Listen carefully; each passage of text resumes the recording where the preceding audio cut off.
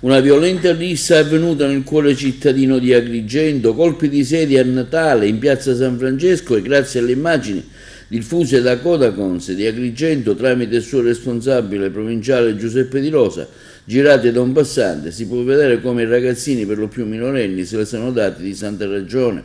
All'incirca erano 2 di notte, quella di Natale, senza che sia intervenuto nessuno a fermarli. Nella sua nota stampa Di Rosa afferma come la violenta rissa di piazza San Francesco, testimoniata dalle immagini nelle quali si vedono giovanissimi darla di santa ragione distruggendo un locale pubblico, dimostra, laddove ce ne fosse bisogno, che non serve dare orari di chiusura ai locali perché i violenti restano in strada a fare le proprie scorribande. Il problema, continua Di Rosa, è e resta quello dell'assenza di controlli. Lo avevamo detto quando abbiamo sposato la proposta dei gestori di dotarsi di vigilanti e lo ribadiamo, continua Di Rosa, anche adesso.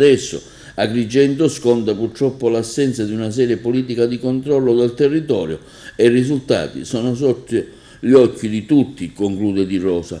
Quando sono intervenuti i carabinieri del pronto intervento del nucleo operativo radiomobile della compagnia di Agrigento, tutto era già terminato, ma certamente grazie ai filmati i responsabili saranno identificati al più presto da chi di competenza. E l'attenzione del Codacons si sposta pure sul Capodanno.